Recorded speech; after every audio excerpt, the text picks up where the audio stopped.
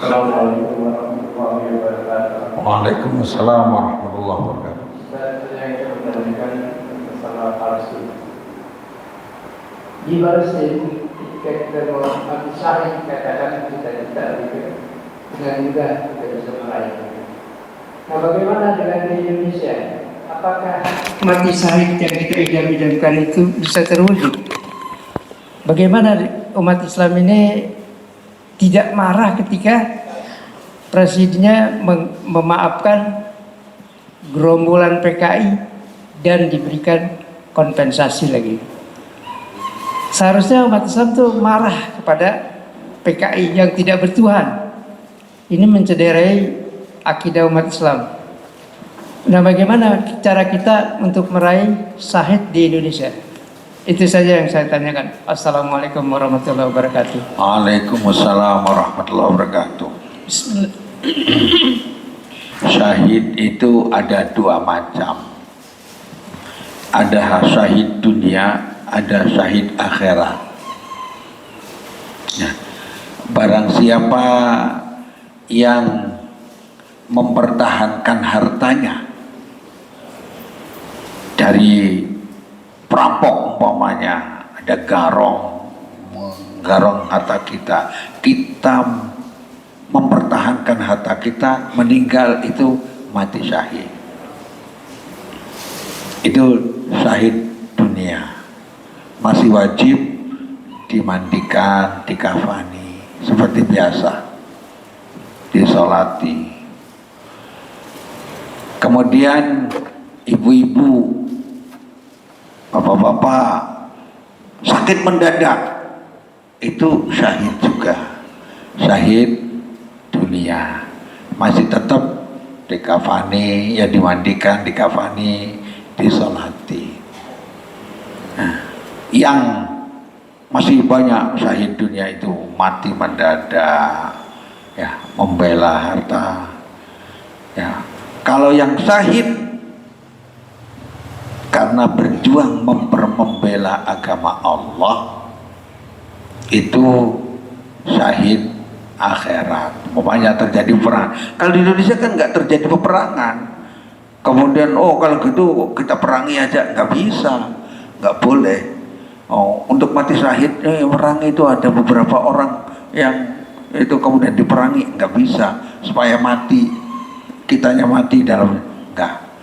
Kita syahidnya adalah syahid ketika berjuang di jalan Allah, ketika kita thalabul ilmi, meninggal, ketika kita menghidupkan ajaran Allah, kemudian meninggal karena menghidupkan ajaran agama Allah, menjadi orang-orang yang betul-betul menyiapkan generasi masa depan sehingga sampai habis tenaganya, hartanya, itu mudah-mudahan termasuk syahid.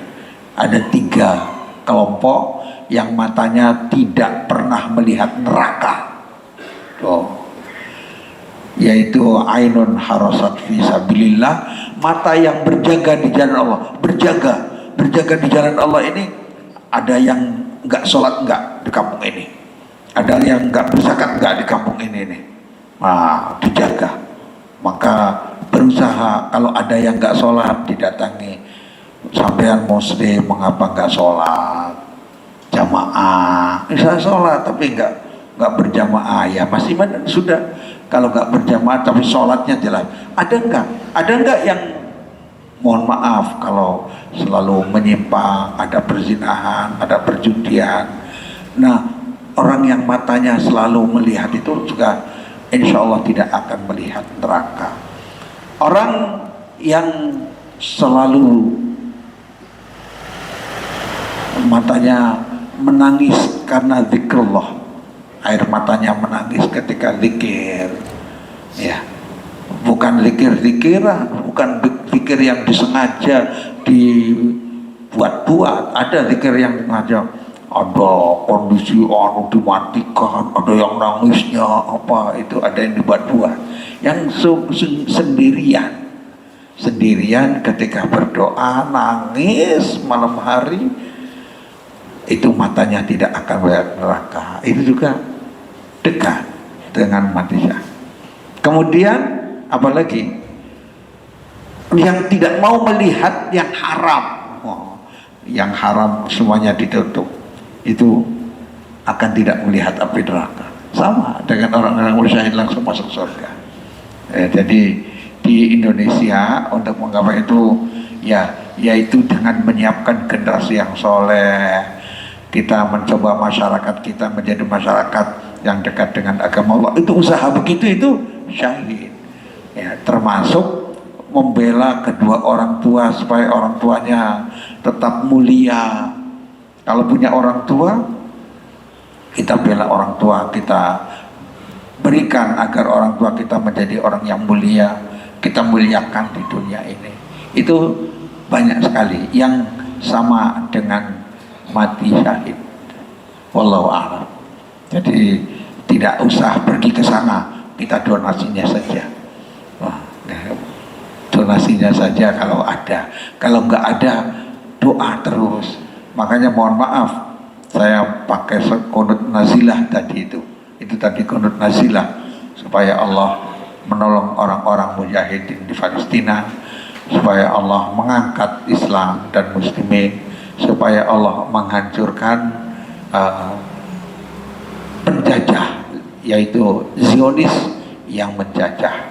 Begitu, cuma mintanya itu tadi dalam qunut nazilah. Wallahu a'lam. Ada lagi Pak? Oh satu, iya silakan Bu. Bismillahirrahmanirrahim. Assalamualaikum warahmatullahi wabarakatuh. Waalaikumsalam warahmatullahi wabarakatuh. Alhamdulillah minggu kemarin juga topik bahasanya adalah sekaitan dengan Masjid Aqsa. Alhamdulillah. Sehingga insya Allah memperkaya saya secara pribadi, pengetahuan saya. Pertanyaan saya Pak Ustadz Profesor satu. Jadi ada 3 ikon masjid sebagai tempat ibadah Islam secara dunia. Tadi sudah dipaparkan. Pertanyaan saya yaitu, kalau Masjidil Haram, Masjid Nabawi itu secara wilayah memang oleh pemerintah Arab Saudi non Muslim itu haram masuk ke sana secara wilayah. Kalau secara masjid memang seluruh masjid seperti itu, meskipun ada beberapa masjid yang boleh non Muslim masuk sebagai area wisata. Tapi di Masjid Aqsa secara wilayah berbagai agama ada di sana. Tapi secara masjid memang tetap haram juga. Nah pertanyaan saya, apakah secara wilayah memang untuk Masjid Aqsa sekitarnya itu boleh non Muslim? Itu yang pertama. Yang kedua, tadi referensi utamanya adalah surat Al-Isra dari Pak Ustadz tadi. Di situ ada kata kunci yang boleh saya kutip, yaitu bahwa itu Allah telah menjanjikan akan menunjukkan kebesaran wilayah sekitarnya.